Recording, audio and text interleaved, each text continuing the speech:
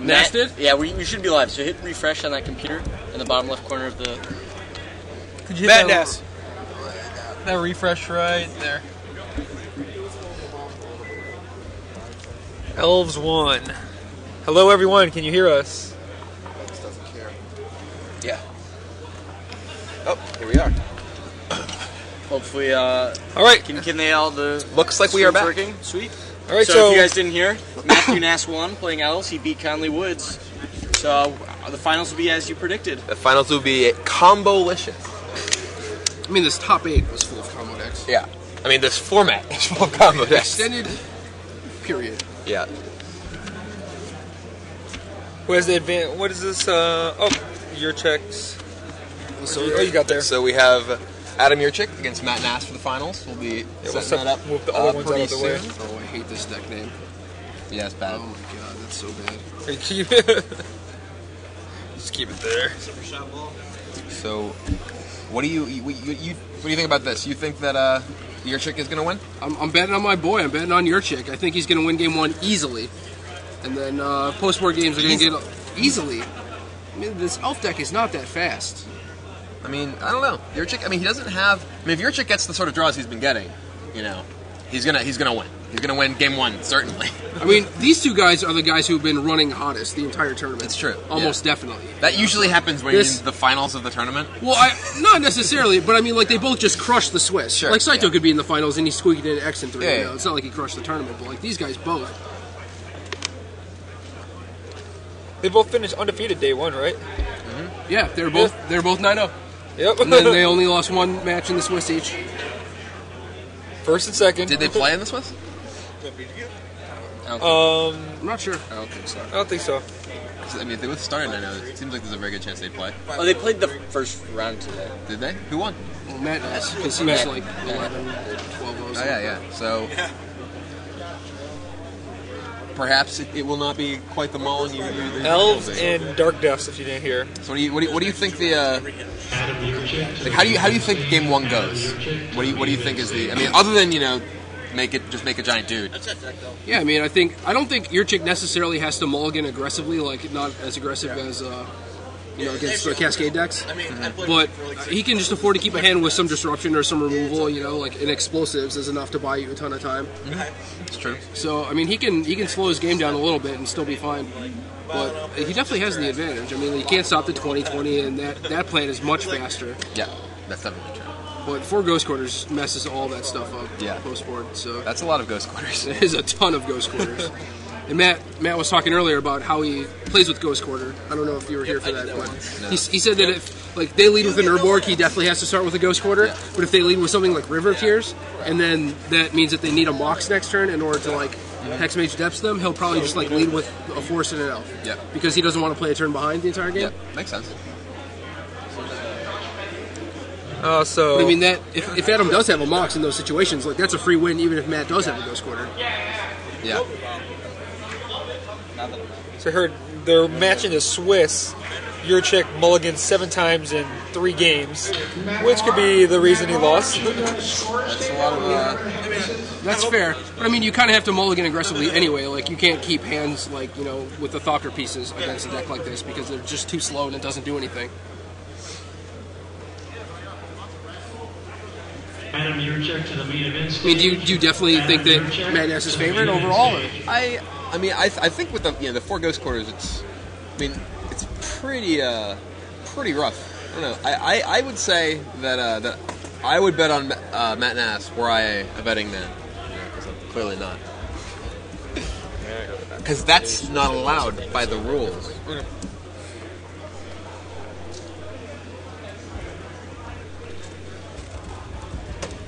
So what do you think the cyber plans are for specifically for your chick? Do you think he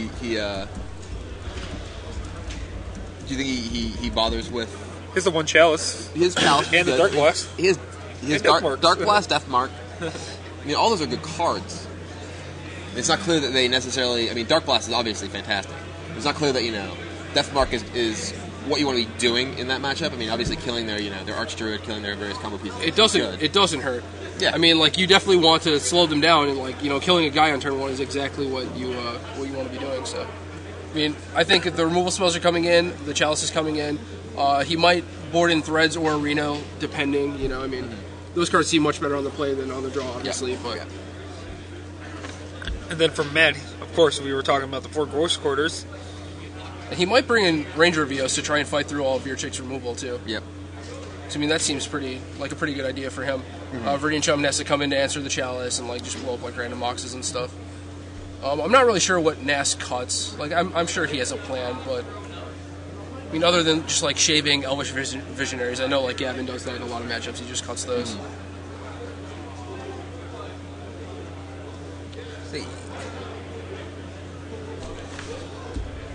So the most popular deck in the tournament ends up in the finals. Definitely coming in the tournament, all the Dark Depths are being sold real quickly. They started at 25. Was this the most popular deck? I'm fairly certain.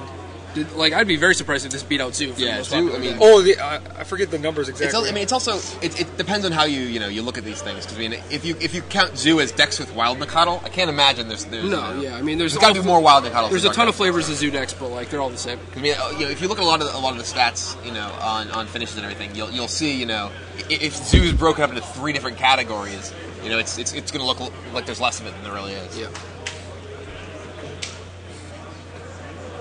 Yeah, all the people in the chat here are saying that Zoo is the most popular, which doesn't surprise me at all. I mean, there's just a million people playing Zoo.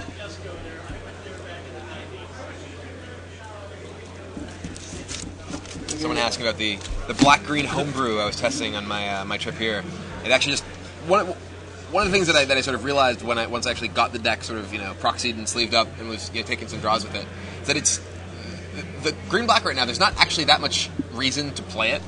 There's not that much, at least with the version that I was playing. There wasn't that much that I was doing that felt even more powerful than just what Zoo decks were doing. When Zoo decks have they have Path, they have Nacatl, Knight of the Reliquary, Tarmogoyf, all this stuff. Like your cards aren't even necessarily better than that when you're playing. You slow down your deck a little bit, but you end up playing with I guess you have Smother, which is better than Path specifically there. Right. But you make so many sacrifices in so many other matchups that it just doesn't feel like you are getting that much value out of the black cards compared to just playing Zoo.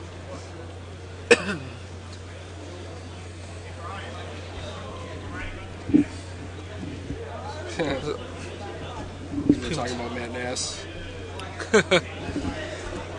Yeah, Matt Nass caught a bunch of coverage time while Michael Jacob was commenting on it yesterday. He may or may have not left a couple times during the games after some plays.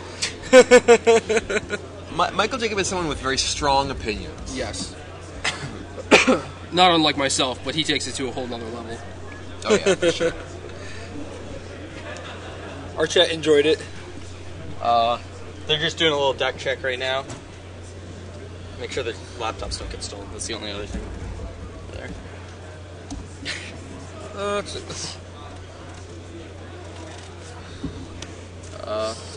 I talked to your chick when I was on my way to the bathroom, and he seems pretty confident about this. Hear any other chatter going on over there?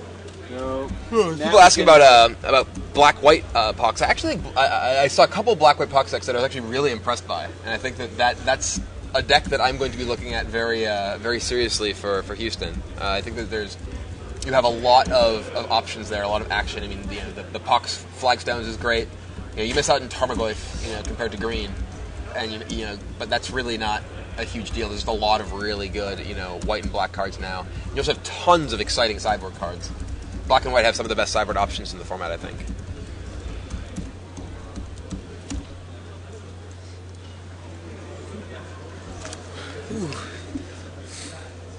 So what else can we talk about going on here? I mean, maybe you could tell me where I should go when I'm in San Diego. That's all I came here to know.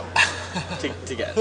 I mean, the area around the convention center is actually awesome. I mean, Gaslight? I think, yeah, the Gaslight district is, has a bunch of, really good restaurants, great places to go out. I mean, unlike a lot of events, it's right next to all kinds of places to get food. It's right on the equivalent. I mean, there's not great public transportation in San Diego, but I mean, there's the public transportation that there is runs right through there. yeah, I mean that whole area. There's just a lot of cool stuff. As far as